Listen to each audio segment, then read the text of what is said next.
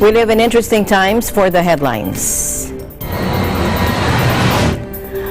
Australia authorized the forced evacuation of residents amid a mass exodus of tourists from fire-ravaged coastal communities as the country braces for a weekend heat wave expected to fan deadly bushfires. Indonesia's disaster agency warns of more deaths after torrential rains pounded the Jakarta region, triggering floods and landslides that killed nearly 30 and left vast swaths of the megalopolis underwater. Israeli Prime Minister Benjamin Netanyahu says he will ask Parliament for immunity weeks after the embattled premier is indicted on a range of corruption charges. And a New Delhi factory collapsed on firefighters as they tackled the third major blaze in the Indian capital in less than a month.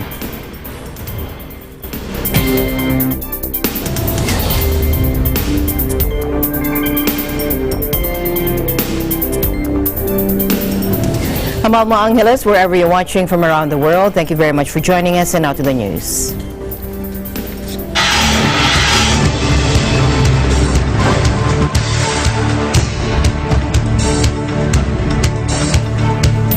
Australia authorized the forced evacuation of residents amid a mass exodus of tourists from fire-ravaged coastal communities as the country braces for a weekend heat wave expected to fan deadly bushfires. Australia authorized the forced evacuation of these residents, as you can see here.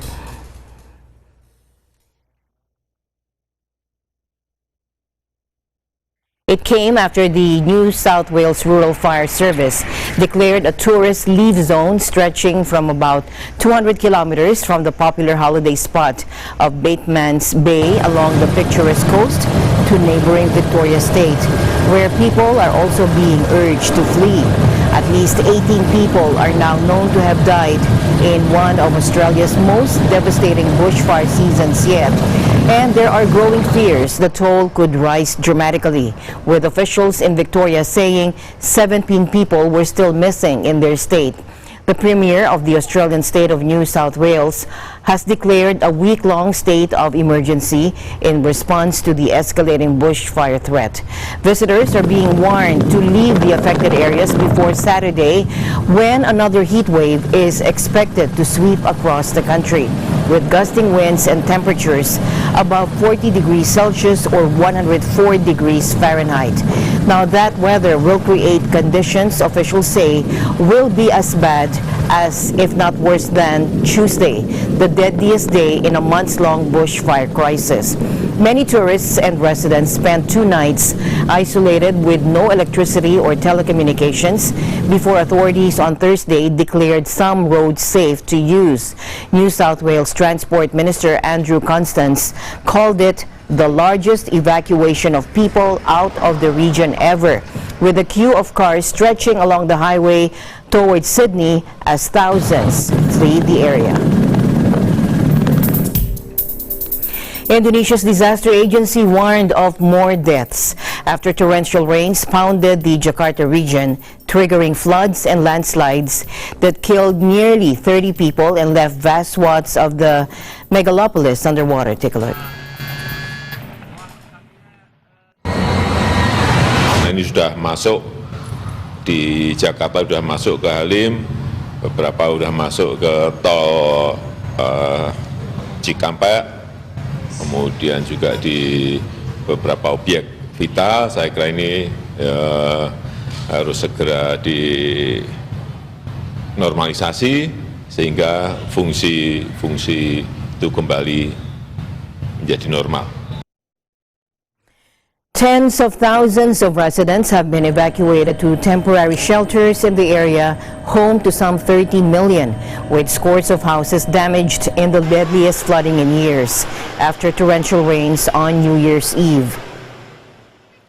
Nearly 30 people died in Greater Jakarta, while 2 more were killed by flash floods in neighboring Libak Regency at the south end of the Java Island. On Wednesday, electricity was switched off in many Jakarta districts to prevent more electrocutions, with some train lines and one of the city's airports also shut. The downpour triggered landslides on the city's outskirts. The disaster marked Jakarta's worst flooding since 2013, when dozens were killed after the city was inundated by monsoon rains. The city is regularly hit by floods during Indonesia's rainy season, which started in late November. Taiwan's military chief was killed in a helicopter crash on Thursday, according to the Defense Ministry, just days before the island goes to polls to elect a new president. The chief of the General Staff, Shen Yiming, was among 8 senior officers, including 3 major generals, who died when their Black Hawk helicopter smashed into mountains near Taipei. The 62-year-old general and his entourage were on a routine mission to visit soldiers in northeast Sealand County for the upcoming Lunar New Year when the incident happened. Authorities said the helicopter lost contact with base 13 minutes after taking off at 8:07 a.m. local time. The crash comes ahead of the self-governing island's general election on January 11. President Tsai Ing-wen of the pro-independence Democratic Progressive Party will face off against Han Kuo-yu of the Kuomintang Party, which has advocated for closer ties with mainland China. Both main candidates have suspended their election campaigns following the crash. In other news, over 1 million protesters took to the streets of Hong Kong in mass anti-government protests on Wednesday. Take a look. 我住係人哋行唔到，係和平遊行喎。做到咁嘅，未覺得？依家係和平遊行，冇任何衝擊。唔係啦，你喺度冇意思㗎。今日係和平遊行啊！ 警方話因為有人裝修匯豐，所以我哋要解散呢個遊行。民陣係迫於無奈，而家要立即去疏散由維園到去中環嘅遊行。 The New Year's Day protest saw streets completely blocked by demonstrators. Millions were seen evacuating before police fired tear gas and detained large swaths of people. Riot police used pepper spray, tear gas, and water cannon, while hardcore protesters lobbed petrol bombs, built makeshift barricades, and vandalized businesses they consider pro-Beijing, including Starbucks and branches of the HSBC Bank. The Wednesday clashes were, however, small compared with some of the chaos witnessed in the city in recent months. Hong Kong has been rocked by more than 6 months of anti-government protests triggered by the now withdrawn extradition bill, and the rallies have since evolved into a wider movement against the government, marked by violent clashes between protesters and police.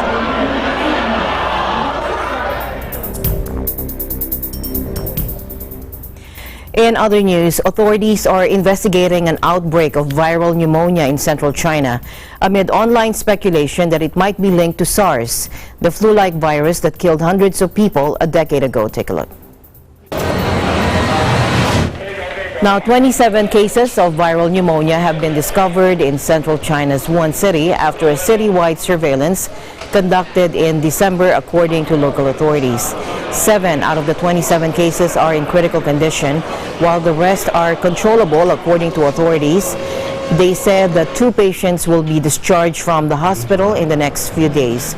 Now, most of the patients worked at a local seafood market and are currently being quarantined.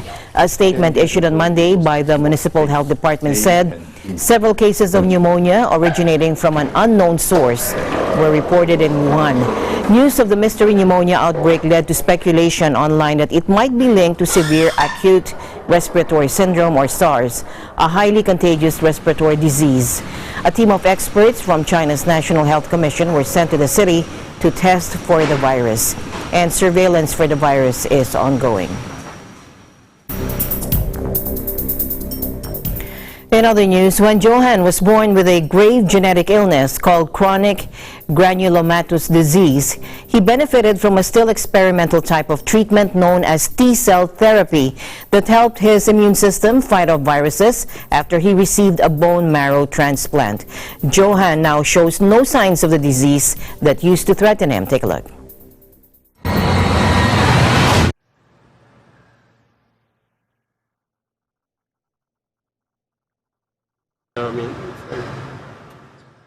We can take T cells from a bone marrow transplant donor, pick out the ones that fight viruses, and then give them back to a bone marrow transplant recipient after transplant to boost up their immunity against several viruses. Chronic granulomatous disease is where your immune system just does not function properly. So simple things that little kids love to do, like go play in hay or, you know, go in the river, those are kind of big no-nos. That's what our bodies are supposed to do. They're supposed to fight off germs. They're supposed to be able to process them, and it's neat to see him processing things, and especially play outside, play in the mud, you know, what a gift.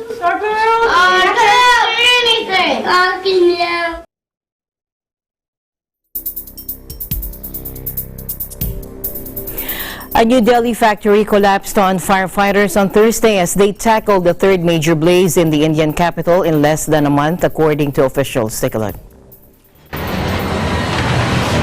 12 people, mainly firefighters, suffered injuries and one remained trapped inside the battery factory 7 hours after the alert was raised, according to an emergency services spokesman.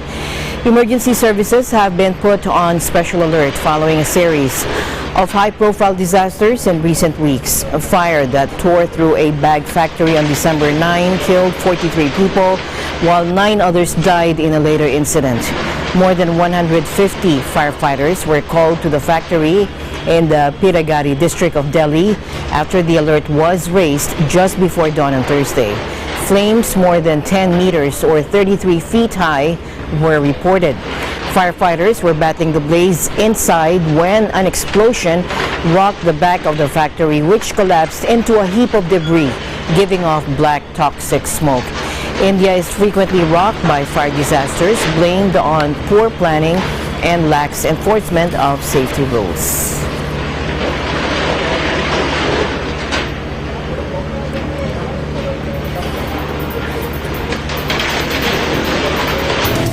Eagle News will be right back. Stay tuned.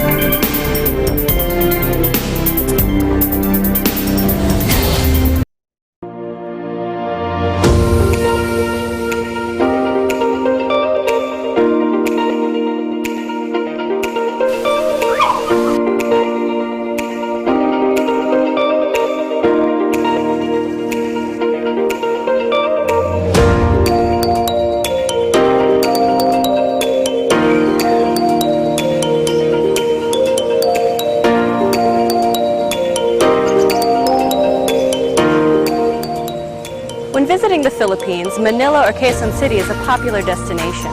But oftentimes the hustle and bustle of the city can be more stressful on your vacation. So when you feel the need to reconnect to nature or relax again, there's a beautiful oasis just outside of the city called the Garden at Ciudad de Victoria.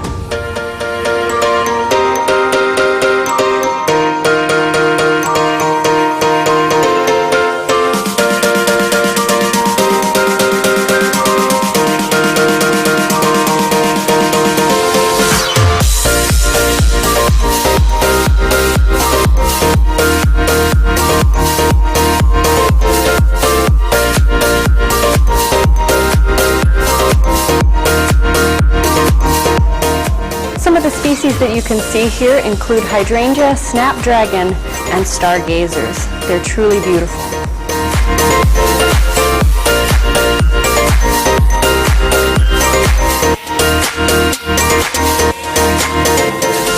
The gardens at Ciudad de Victoria are so peaceful, tranquil, and beautiful that it's become a haven for young couples and a very popular venue for engagement photos.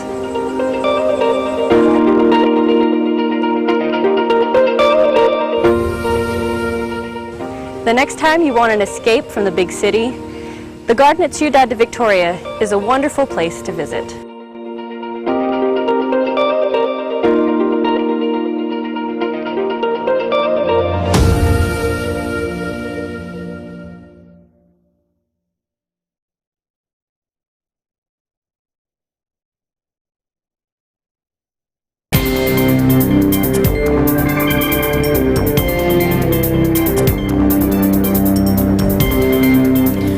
Israeli Prime Minister Benjamin Netanyahu asked Parliament for immunity weeks after the embattled premier was indicted on a range of corruption charges.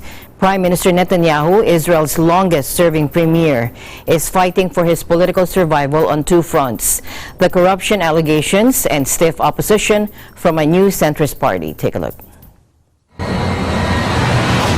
לא קידמתי שום חוק ולא שיניתי שום חוק. בכוונתי להתייצב בבית המשפט כדי לרסק את כל העלילות המופרכות נגדי. Prime Minister Netanyahu was charged in November with bribery, fraud, and breach of trust in three separate corruption cases. He denies the allegations and accuses prosecutors and the media of a witch hunt. A sitting prime minister is only required to step down once convicted and after all avenues of appeal have been exhausted. The Supreme Court has postponed a decision on whether a premier can be tasked with forming a new government while under indictment. Allegations against Prime Minister Netanyahu include receiving gifts worth thousands of dollars and offering to change regulations in exchange for positive media coverage. Despite his legal woes, Prime Minister Netanyahu remains popular within his right-wing Likud party and last week secured a landslide victory in a leadership challenge. Japanese Emperor Naruhito expressed his hopes that 2020 will be a good and peaceful year without natural disasters. During his New Year address in Tokyo, take a look. 昨年の台風や大雨などにより、未だご苦労の多い生活をされている多くの方々の身を案じています。本年が災害のない安らかで良い年となるよう願っております。年の初めにあたり、我が国と世界の人々の幸せを祈ります。Last month, the royal couple visited people in Japan's northeastern region hit by powerful Typhoon Hagibis in October, which killed more than 80 people and caused huge damage to local infrastructure. Also attending the traditional New Year celebration was Emperor Naruhito's father, Akihito, who became the first Japanese monarch to abdicate in around 2 centuries when he stepped down from the throne on April 30, ending his 3-decade reign.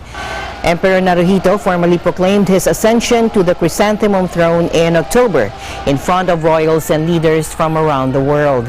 The central Tokyo palace, surrounded by stone walls and moats, is open to the public twice a year on the emperor's birthday and the second day of New Year for the royal family to greet well-wishers. In other news, South Korean prosecutors on Thursday indicted almost 30 MPs and the leader of the main opposition party on assault and other charges over a 2-day parliamentary standoff. Take a look. In an attempt to stop legislation being passed, members of the opposition Liberty Korea Party, or LKP, laid on the floor linking arms to block access to a committee room and blockaded an MP in his office for 5 hours.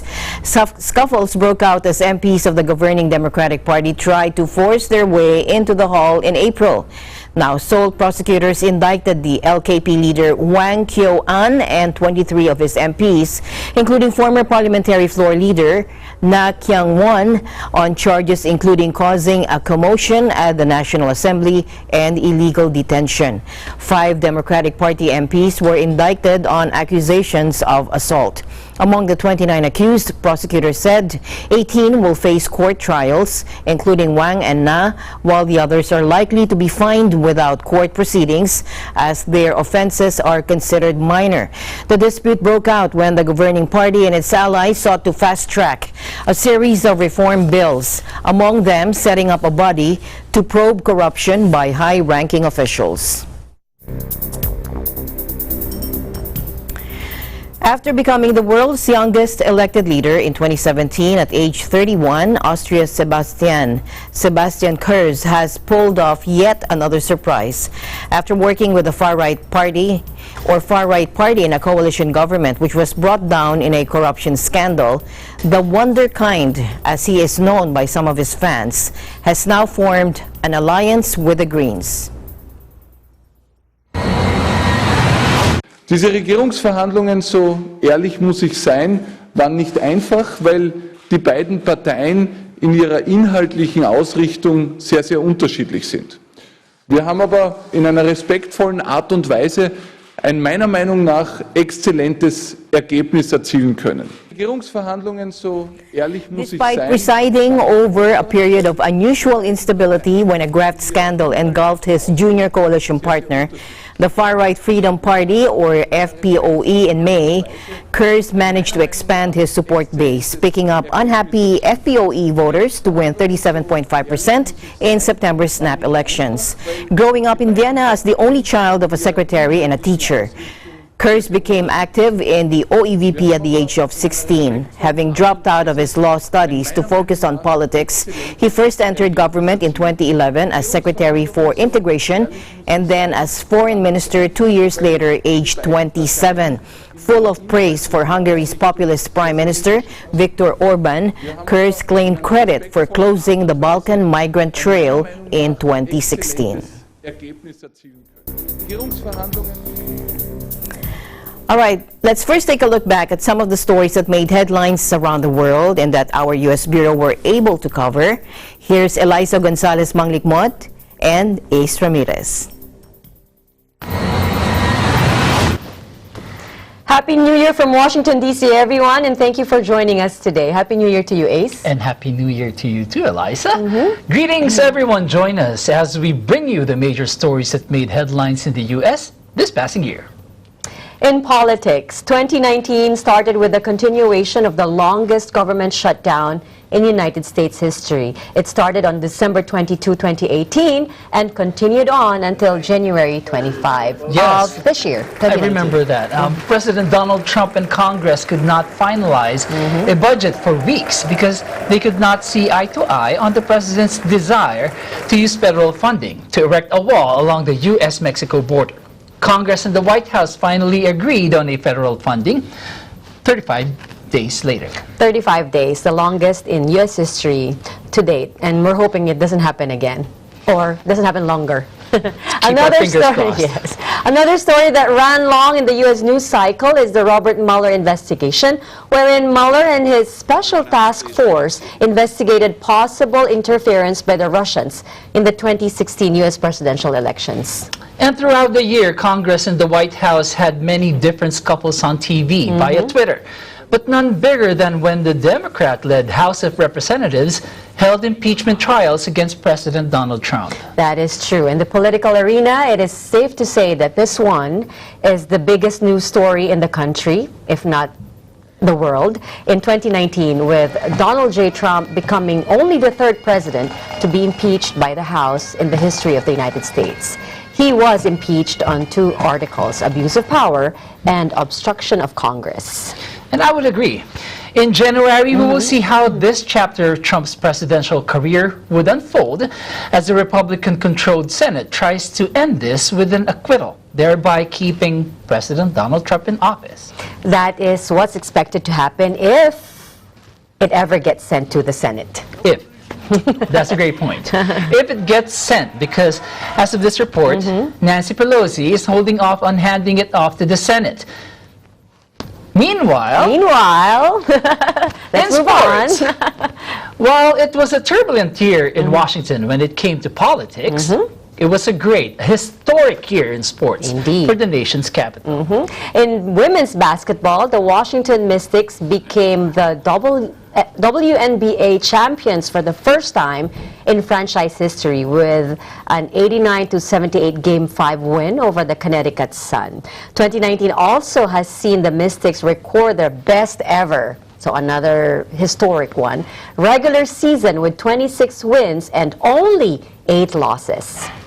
If Mystics fans were excited, just imagine how exuberant Washington, D.C. baseball fans were after the Washington Nationals turned their season around from being the second worst team in the National League in May 2019. Really? Second worst. Right. The record was 19 wins and 31 losses. To not only gaining a fifth playoff berth with a record of 74-38, but eventually ending their Cinderella season. Ding, ding, ding, Cinderella, that's the word. By coming back beating the Houston Astros in Game 7 of the Major League Baseball World Series. This was their first championship in franchise history. Another first in sports was the Toronto Raptors winning the NBA championships against the Golden State Warriors dynasty and becoming another first, the first Canadian team to bring the NBA championship title north of the border. That's right. But it wasn't always happy news or celebration. There were also some devastating things that happened to the country this year. In other news, according to gunviolencearchive.org, an evidence-based research group, the number of mass shootings in the U.S. in 2019 is more than the days of the year. Unfortunately, that is true, Ace, and records show that there have been 417 mass shooting incidents in the country this passing year, killing more than 200 children aged 0 to 11 and more than 700 teenagers aged 12 to 17 and injuring thousands more. Thus, sparking more debate on gun control, laws, and use. Shootings that anger the country this year include the Virginia Beach, Virginia rampage in May. It's a city employee that killed 12 and injured several others. Also that which happened in Odessa and El Paso, Texas in August, claiming the lives of 8 in Odessa and 22 in El Paso. And just days ago, a church shooting in White Settlement, Texas, killing 2. As we enter 2020, we have yet to see where these gun control debates would take the nation and if it will help lessen, if not eradicate, senseless gun violence plaguing the country. Meanwhile, natural disasters also filled the news headlines. One of the most searched news stories of the year was Hurricane Dorian. This major storm formed on August 24 as a tropical wave in the central Atlantic and became a hurricane on August 28. According to the National Weather Service, on September 1, Dorian reached Category 5 intensity with maximum sustained winds of 185 miles per hour. According to the National Weather Service, Hurricane Dorian battered the Bahamas so badly it is regarded as the worst natural disaster to impact the region.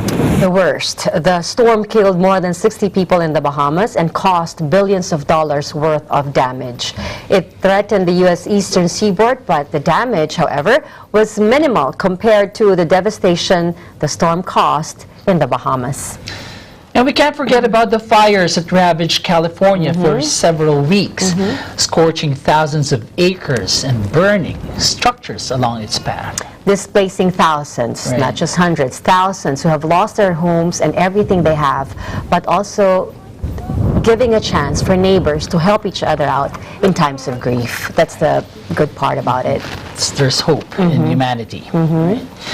As we have witnessed, resilience always shines through amid very trying circumstances the passing year has brought.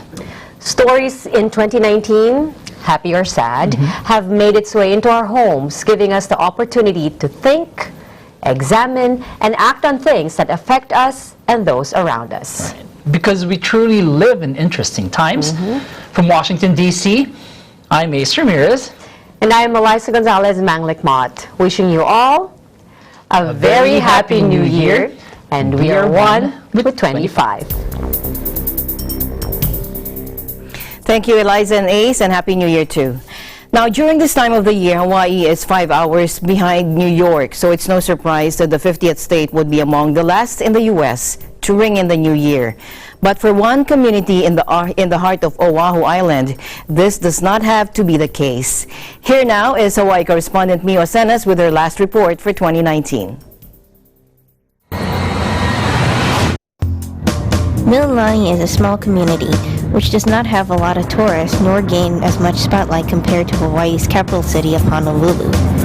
But for several years now, this town located in the higher plains of central Oahu has been celebrating New Year's Eve in a unique way compared to other locations in the Aloha State. The town center of Mililani has been hosting the New Year's Eve pineapple drop, which takes place just a few seconds at 7 p.m. Hawaii time, coinciding with the ball drop at New York City's Times Square at midnight Eastern Time. The selection of the pineapple was based on central Oahu's history, in which vast plantations used to dominate the landscape and made Hawaii the pineapple capital of the world back in the early 20th century. According to organizers, this event brings the people of central Oahu together and nurtures a strong pride in their community, while at the same time welcoming tourists between Honolulu in the south and the beaches up in North Shore. This year's festivity kicked off at 5 p.m. Hawaii time and featured Kimberly Locke, a singer-songwriter who was second runner-up on American Idol Season 2. The event also hosted free live performances by local artists and various cultural groups. 7, 6, 5, 4, 3, 2, 1.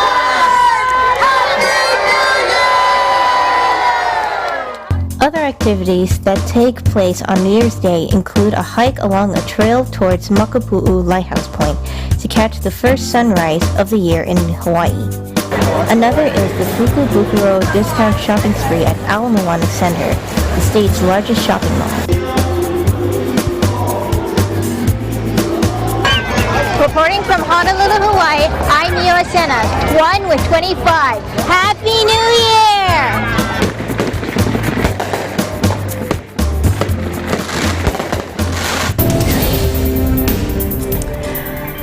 And we'll be back with more news right after this break. Stay tuned.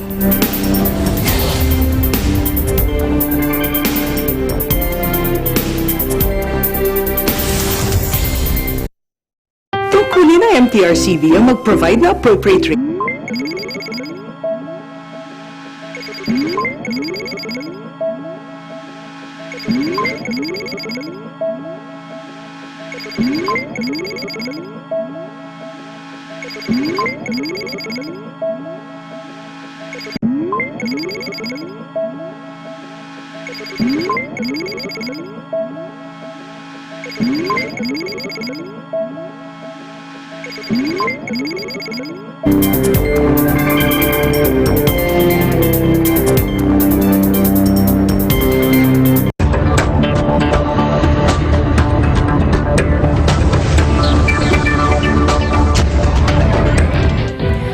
Welcome back. The damage and losses to agriculture due to Typhoon Ursula have risen to 3.05 billion pesos from the previously recorded 1.35 billion pesos, according to the Department of Agriculture on Thursday. The DA said 4,540 bags of certified palay seeds have been distributed to affected farmers in Occidental Mindoro, while the distribution of 3,300 bags of certified palay seeds is still ongoing in Oriental Mindoro. Meanwhile, the Bureau of Fisheries and Aquatic Resources, or BFAR, has prepared the assistance package for distribution to affected fisherfolk in Western Visayas that includes seaweed, seedlings, milkfish culture, oyster rafts, milkfish cages with fingerlings and structure, and 20-footer fiber reinforced plastic boats, fishing gear, and paraphernalia. In other business news, officials on Thursday raided the Tokyo residence of former Nissan boss Carlos Ghosn, who fled to Lebanon to avoid a Japanese trial, while Turkey detained several people as part of a widening probe into the security lapse. Ghosn, who faced multiple charges of financial misconduct that he denies, won bail in April but with strict conditions, including a ban on overseas travel. But the disgraced executive, who has French, Brazilian, and Lebanese nationalities, managed to slip out of Japan on Sunday, despite having handed over his 3 passports to his lawyers. A court in Tokyo had allowed Ghosn to keep a second French passport, as he needed one to travel inside Japan. Ghosn was allowed this French passport so long as it was kept in a locked case with a code held by his lawyers. There's no immigration data showing Gon's departure from Japan, but he entered Lebanon on a French passport, according to public broadcaster NHK. The Japanese government is likely to ask Lebanon to extradite Gon through diplomatic channels, but chances of his handover appear slim as Beirut has no extradition accord with Tokyo. The French government said on Thursday it would not extradite Gon if he arrived in the country because it doesn't extradite its nationals. Meanwhile, prosecutors raided his former Tokyo residence as part of an initial investigation into his escape. Television footage showed several officers in dark suits entering the property. Authorities are expected to analyze security camera footage from his residence and other places they suspect Gon traveled to before he fled, according to NHK.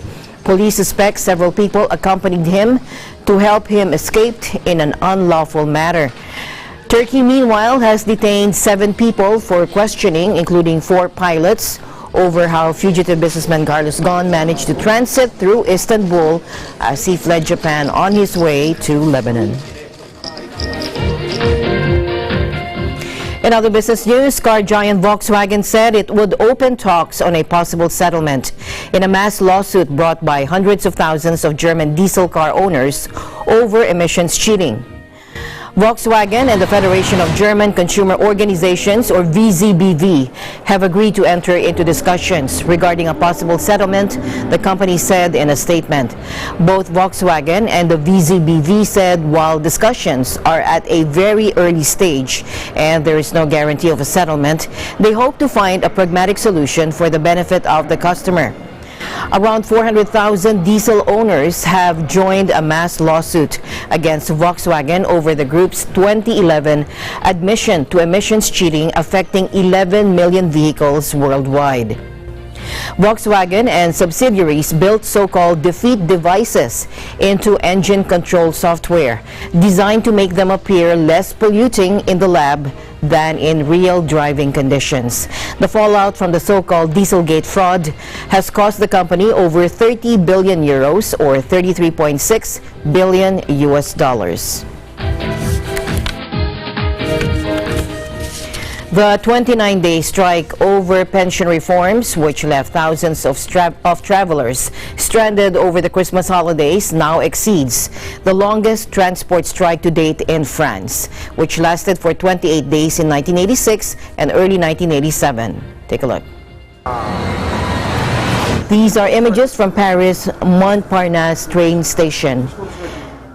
In his New Year's address on Tuesday, President Macron vowed not to back down on his plan to replace France's 42 separate pension schemes with a single system that would require people to work longer.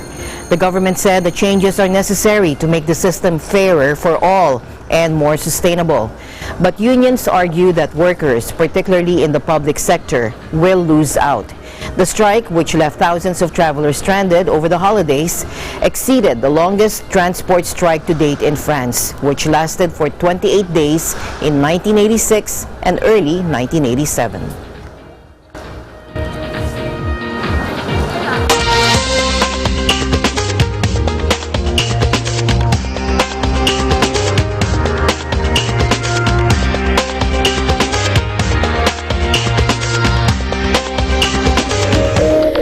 Thai retailers kicked off 2020 with a ban on single-use plastic bags, joining the battle against throwaway carriers in the Southeast Asian nation, where citizens go through an average of 8 every day. Take a look.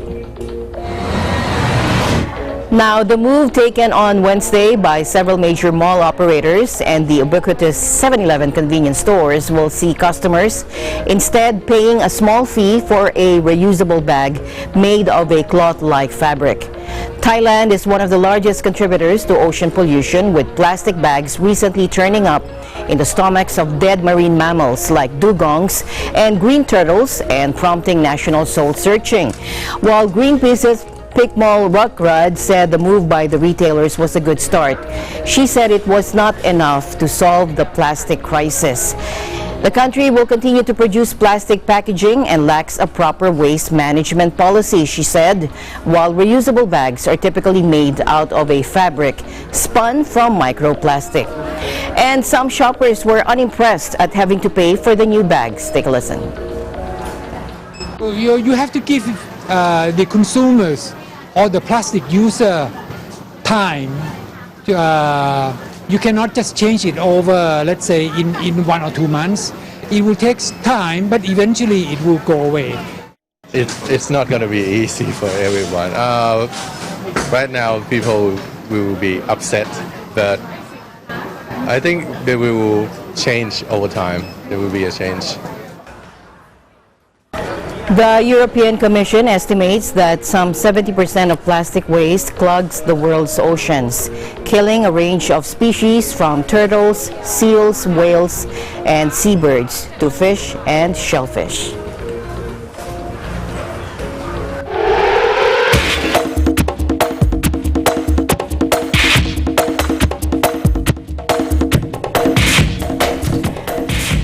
David Stern, who masterminded the NBA's growth into a global sports powerhouse while serving as commissioner from 1984 to 2014, died on Wednesday after suffering a brain hemorrhage last month. Take a look.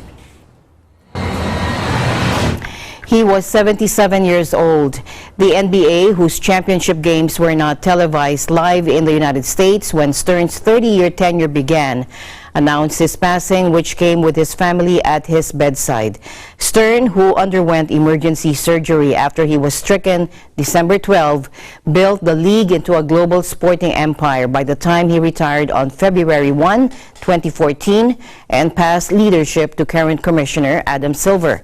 Stern was born in 1942 and worked in his father's New York delicatessen, growing up a fan of the NBA's New York Knicks. He became a lawyer in 1966 and began working for the firm that represented the NBA, leaving in 1978 to join the NBA as general counsel and becoming executive vice president of the NBA in 1980. Key deals with the NBA Players Association were made regarding drug testing and a salary cap, setting the stage for Stern to replace Larry O'Brien as the NBA commissioner in 1984. In NHL action, the Vancouver Canucks earned the 5-4 win against the Vegas Golden Knights at Rogers Arena in a thrilling overtime ending. Eagle News correspondent Anthony Sevilla reports. Chris Tanev scored the game-winning goal in overtime to secure the 5-4 win for the Vancouver Canucks over the Vegas Golden Knights.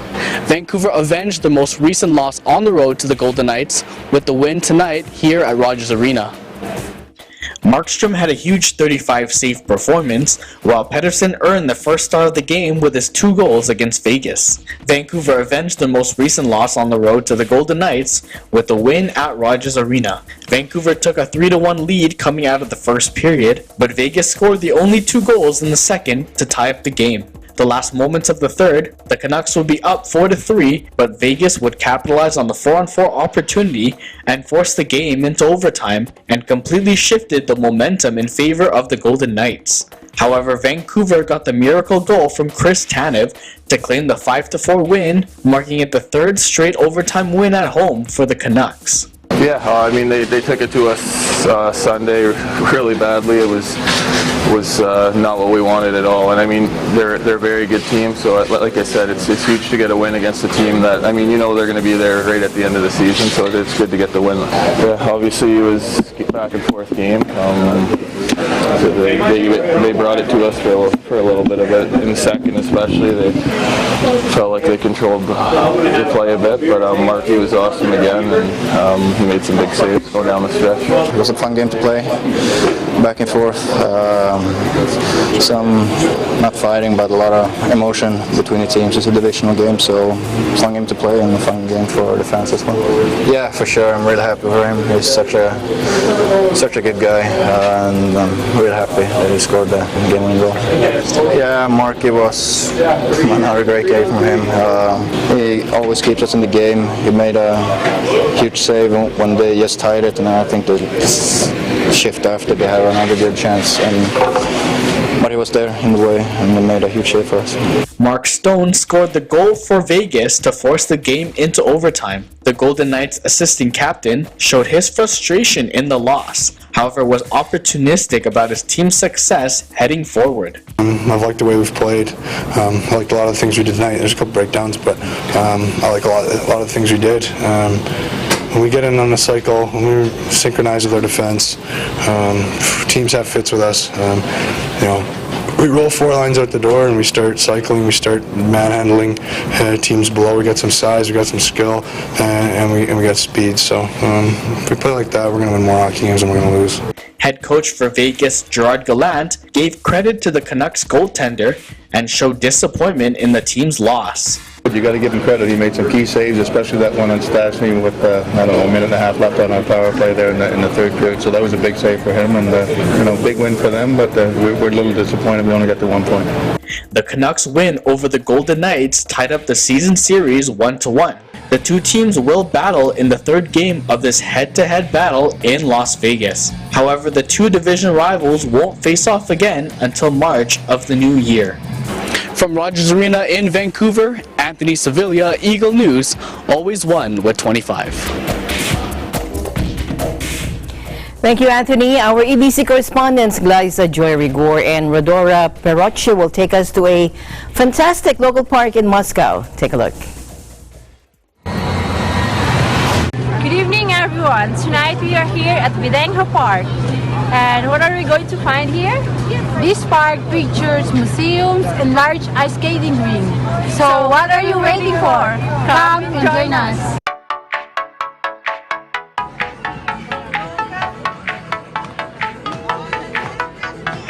Vydenko Park is all-Russian exhibition center and they call it People's Friendship Park. It is 5-minute walk from the metro Vydenko. This park consisting of a lot of museums and different former Soviet states like Armenia, Kyrgyzstan, Belarus, Uzbekistan, and etc.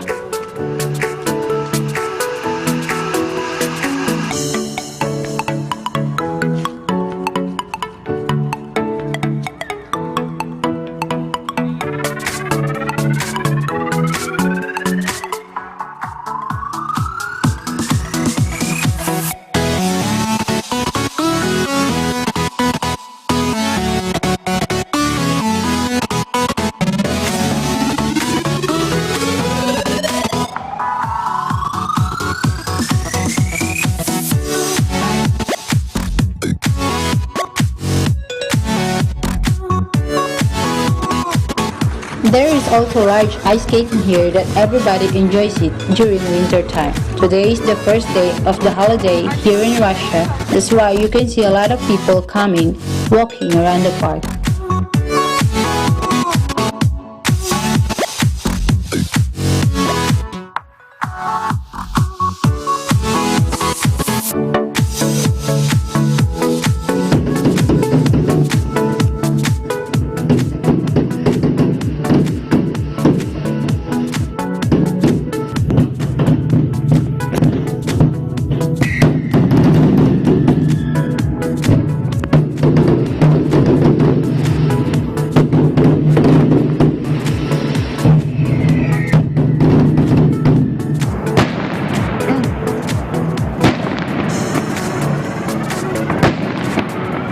This is Glyza Joy Rigor and this is Rodora Peroche from EBC Russia Bureau.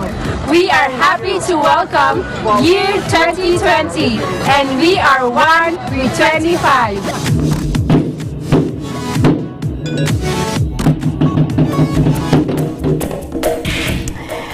All right, in other news, beauty title holders, Coach, shared their insights at the Miss Universe 2020. Here's Ferendel Fejeran and MJ Recadio. Hello, guys.